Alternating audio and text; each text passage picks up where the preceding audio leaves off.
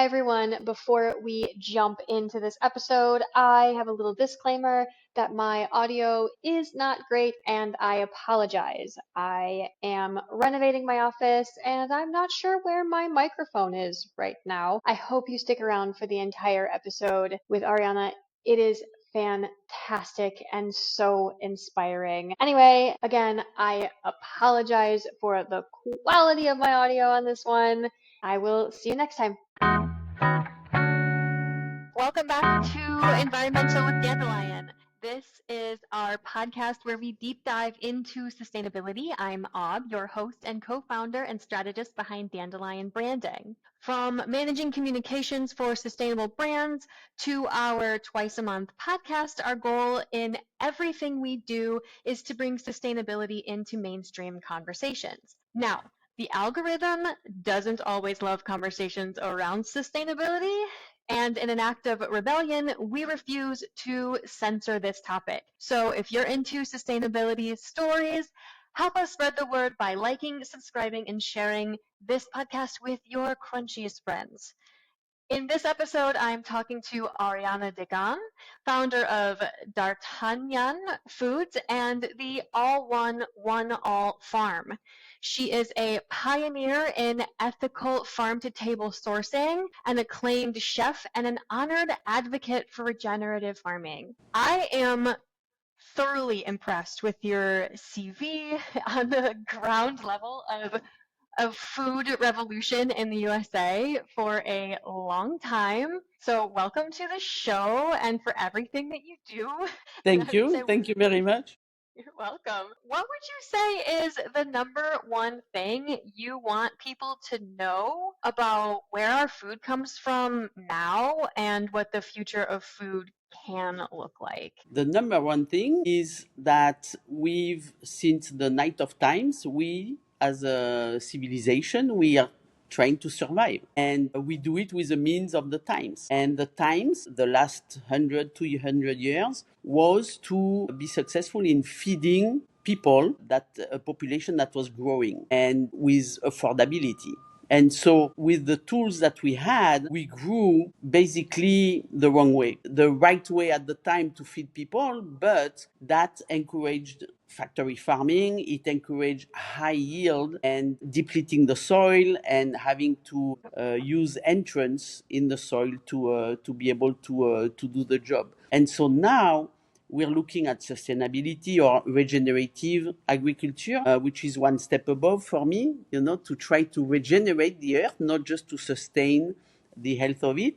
And a way to do that is not just to look at the past those 150, 200 years where we messed up. But it's not the solution just to go back to the Middle Ages. It's a solution to use the technologies that we have today, to use the knowledge that we have today, and to keep as a huge priority to keep the soil healthy and to bring back health to the soil, because the soil is what gives, at the end of the day, the food and the nutrition in the food. This is our planet. We need to take care of it. That's the one thing. So I am optimistic for the future because we do have technologies that are going to help to do that. But meanwhile, we have to go back to the basics a little bit and encourage biodiversity at all costs, encourage carbon capturing by the soil. And there are some methods to do that are not that painful nor difficult. Voilà. Yeah. Well, oh, wow. There were so many touch points there. I think my favorite thing is about the way you're speaking is the clarity around how we are transitioning our goals. Previously, it was about feeding all the people that existed.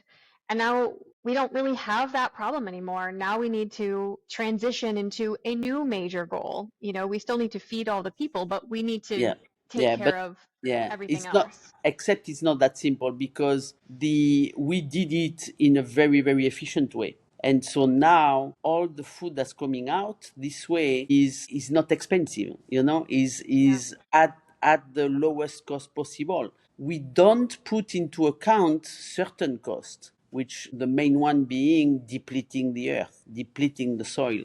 depleting the biodiversity. You know, all those costs are not in the cost of food, but because the food itself today, in the social way that we're organized, planet-wise, this is not taken into account, and so the food is not expensive. And by not expensive in dollars, not in real cost, we need a huge education to explain why the priority should shift, why you should buy your eggs from the local guy and not from a factory farm that is 5,000 miles away, while you should be careful about the freshness of the products that you buy, and why you should be careful about what the farmers put on the soil as entrance to produce that food. Yeah, and that's a big part of your work, right? You are a big advocate for regenerative farming. Where do you see education being the most impactful or the best place to start? It depends Tell if you us. it depends if you have money or not. You have to do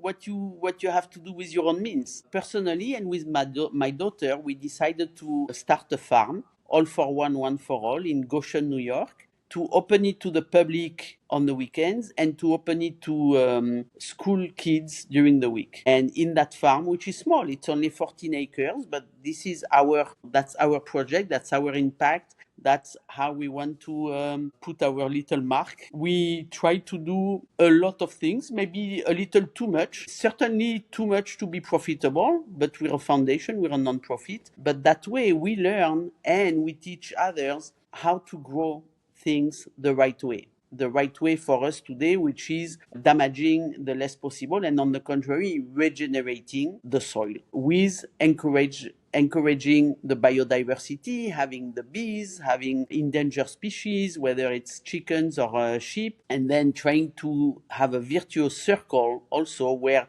we cook for the people on the weekend. We distill, we have our own booze, our own liquors from the plants and the fruits that we produce. But everything, every byproduct of those actions, that cooking, that processing, that distilling, goes back into that circle, whether it's the worms, the compost, or the chickens with the peeled vegetables and the spent grain, all kind of stuff like that. So we try to be virtuous that way. It allows us to anything that we produce in the kitchen, in the little cafe that we have, from the farm. I think we counted like it's 95% of what we do.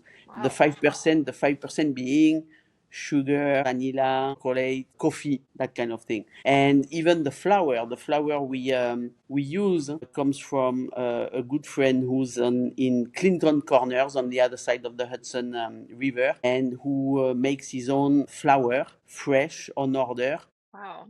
with ancient grains, with good grains that are not GMOs and are producing the right amount of gluten, so that people who are gluten intolerant actually come to our farm to eat the muffin, the tea cakes, the focaccia, because yes, there is gluten, but it's like in Europe, like in France, like in Italy, where you actually have a gluten that is digestible. Incredible. I want to go to your farm. Come. I will Where next time I'm you? in New York. Yeah, next Where? time in New York, Yeah, I will definitely reach out. I grew up on 13 acres of land, so I have a really good idea of what that looks like. okay. I think you can do a lot there. Like, Yeah. I think Yeah. I think you can do a lot. I also, so you kind of already answered this question, but I want to hear it directly. This is my favorite question to ask ever. Succinctly, like in a couple of sentences, what is the role that you're playing in a transition to a more sustainable future? It's a small impact, you know. I try to make it. We try with Alex, with my daughter, we try to make it as big as possible. But for us, it's within those 14 acres. It's trying to attract as many people as possible and trying to send the right message to them when they are there. It's not a petting zoo. It's not about, oh, those baby sheep, they were all born for Easter. We have a lot of twins. There are 11 of them right now. Jumping around, and they are cute, yes, but also, please remember those are caracal sheep. They are an endangered species. The reason why the species is endangered is because they are a very good species for wool, for meat, for milk, but they are not excellent in one thing. And the way we've been doing that the last couple of 100 years is we have encouraged species that are excellent in one thing. We totally specialized all the farmers, all the growers. And so because of that, that species is endangered right now. It's very important to encourage endangered species. So we do keep and encourage and promote the biodiversity. Biodiversity, so then trying to go into the second step, what is biodiversity? It's what allows the planet to stay alive. We need all the different kinds of animals, plants, insects, everything is there for a reason. Everything feeds on everything else.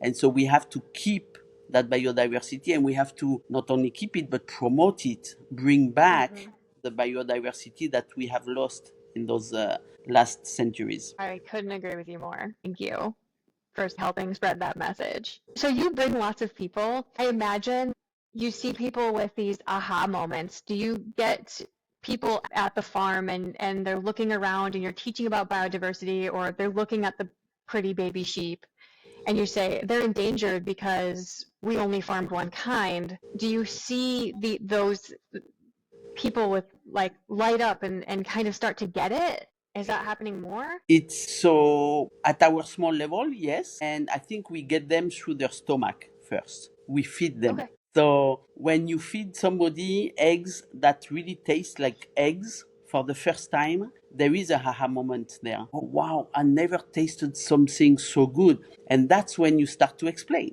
why is it so good? Well, because the eggs are coming from hens that are running around, that are on pasture rotation. They move every 3 days. They have plenty of space to roam around, and they eat as a supplemental food. They eat all the kitchen scraps basically, and that makes for a super duper egg, where the yellow is orange, is very rich, and the egg is so good, so good. Incredible. Oh, that's a lot of, I guess, food for thought, if you can put it that way, is even just the eggs or feed. It makes sense. I think the way to a human is through their stomach. It also helps that, you're an acclaimed chef. So you're able to think outside the box in terms of what you're growing, the biodiversity, the native species in the New York area, and how to use them in a culinary way to enhance the food that you're growing too. Yeah, and that's simple. You have to respect the ingredients, keep them fresh, and keep your dishes very simple, because you want to be able to taste every ingredient in there. It's not about amazing people with culinary prowess, with some technology and smoking and foaming, and no, it's about the taste of things. Yeah, that of course that makes a lot of sense. So beautiful.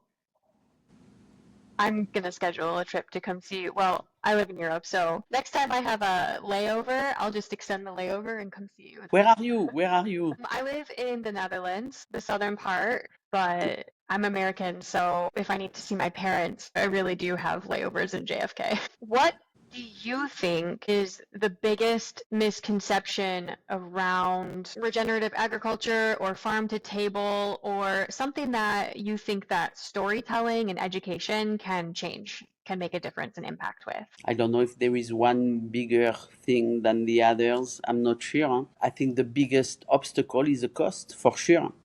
It does cost today, it does cost a little more to grow things the right way. Cost again in dollars, but in health of the soil, in health of the and nutrition of the consumer, it's not so expensive. On the contrary, it's less expensive. And that's a concept that is difficult to understand. Everybody has their own priorities. Even in the underprivileged communities, they have their own priorities. And it could be to have the best phone, the best cell phone possible, or the best sport shoes, sneakers possible, which cost a lot. And so something else has to give. And for people who lack that education, in general, it's food. Because in general, food that are not nutritionally sound are also not expensive. All the fast food is not expensive, but it's satisfying on the moment and it's a way to spend less money for your other priorities. So the biggest thing is to try to explain to people, whether they have the means or they don't have the means, that it is a wise thing to spend more money, to put a bigger priority in your nutrition. Mm-hmm. If you buy ingredients, whether it's meats or vegetables or fruits or plants that are nutritionally sound, you will spend less money on your health problems later. You will find, and that's our job, you will find more pleasure, more contentment, when you eat those food. And that's, I think that's why it's easier for us to welcome children, kids, who are still open to that kind of thing. Whereas with adults, it's a little more difficult. They already have the habits, they already have their priorities. Yeah. Do you think I like that you it's about the priority. It's about like choosing to pay a little bit more attention to your nutrition and your food. I mean, studies are showing that regeneratively grown vegetables have a higher nutrient density. That's a long-term study that one of our clients is doing with the universities here in the Netherlands. It's just really exciting to see. But I like that you are putting it in terms of maybe these people want the best sneaker, so they're not spending as much money on their food, but it's a smarter way to do it. I guess, do you think when you're asking someone to prioritize their nutrition and their health and what they're eating, you're also asking them to change their lifestyle? And is that something people feel a little uncomfortable with? Totally, totally. Again, at a certain level of income, in low income, of course, it's very difficult to be able to explain and to have this concept accepted. At a higher income, when you don't have to choose between one thing or another, you can afford both. It's a little easier, for sure.